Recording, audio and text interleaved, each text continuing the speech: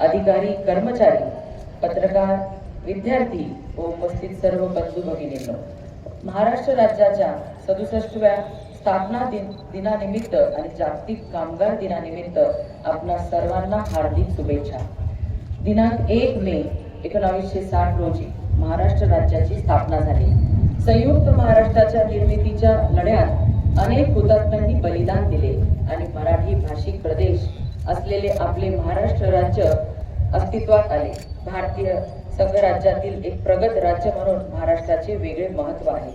आपल्या राज्याला स्वराज्याचे प्रणेते छत्रपती शिवाजी महाराज, सामाजिक सुधारणेचे प्रणेते महात्मा ज्योतिराव फुले, सामाजिक समतेचा पाया रचणारे छत्रपती राजश्री शाहू महाराज, भारतीय राज्यघटनेचे शिल्पकार भारतरत्न डॉक्टर बाबासाहेब आंबेडकर यांच्यासह अनेक समाज सुधारकांची वैभवशाली परंपरा लाभलेली आहे। या सर्वांचे प्रेरक स्मरण करणे आणि त्या आदर्शांसोबत उज्ज्वल वाटचाल करणे हे आपले सर्वांचे कर्तव्य आहे। आपल्या देशाच्या जनगणना प्रक्रियेस सुरुवात झाली आहे। महत्त्वाची आणि ऐतिहासिक असणारी ही जनगणना पूर्णपणे डिजिटल असणार आहे।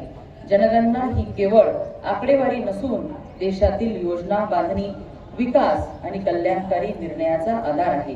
त्यामुळे प्रत्येक नागरिकांनी उत्स्फूर्तपणे जनगणनेत सहभागी होऊन अचूक माहिती द्यावी।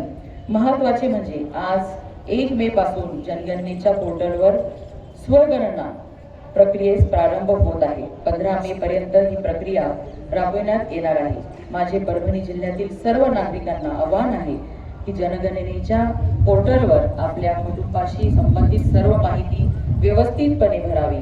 ही प्रक्रिया पूर्णपणे सोपी, सुरक्षित आणि गोपनीय आहे। सध्या वाढत्या तापमानामुळे उन्हाचे चटके तीव्रपणे जाणवत आहेत।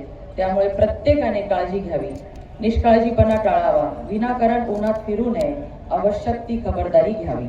दरम्यान दिवसेंदिवस वाढणारे तापमान कमी करण्यासाठी वृक्ष लागवड व त्याची जोपासना करणे ही अत्यंत महत्त्वाचे आहे। या अनुषंगाने आपल्या जिल्ह्यात आगामी जून महिन्यात प्रशासनामार्फत वृक्ष लागवडीची व्यापक मोहीम राबविण्यात येणार आहे। या मोहिमेत सर्वांनीच सक्रियपणे सहभागी होऊन एक तरी वृक्ष लावावा व त्याची काळजी घ्यावी। समाजात आजही बालविवाह ही एक घातक कुप्रथा अस्तित्वात आहे। बालविवाह हा कायद्याने गंभीर गुन्हा मानला जातो। नुकतेच महिला व बालविकास विभागाने राज्यात 13 बालविवाह रोखले। मुलांच्या शिक्षण, आरोग्य आणि भविष्यावर अन्याय करणारी ही प्रथा समाजातून पूर्णपणे हद्दपार करण्यासाठी सर्वांचा सहभाग आवश्यक आहे।